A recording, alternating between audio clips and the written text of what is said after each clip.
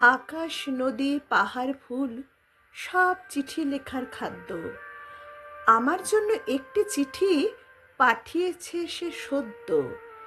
আমার নামে গদ্য করে পদ্য বানিয়েছে, লম্বা করে মস্ত সংখ্যার ঠিকানা দিয়েছে।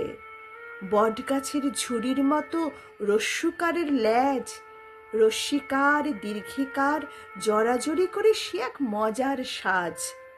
প্রথম ছত্রে এক খাবলা মেঘকে বসিয়ে দিল। জল ভরা মেঘ, চোখ ছলছল, চিঠিটা ভিজিয়ে দিল।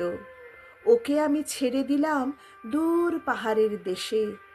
টুকরো মেঘ ভাসতে ভাসতে হারিয়েই গেল শেষে। দ্বিতীয় ছত্রে ফুল দিয়েছে একরাশ লাল গোলাপ, তার সঙ্গে পাতা দিয়েছে আর কাঁটা বিধনো প্রলাপ।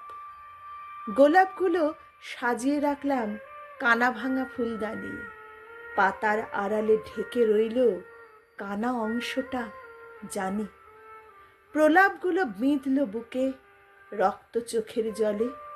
তৃতীয় ছত্রের নদীর জলে ধুয়ে ফেললাম ভুলে। দীর্ঘ নদী পার ভাঙা তার গল্প পিছু পিছু আমি কি ছাই এত সব জানতে চেয়েছি কিছু? নদী হলো, মেঘ হলো, ফুল হলো, চিঠি শেষ। পত্র লেখক এড়িয়ে গেলেন, চোখ সরালেন বেশ।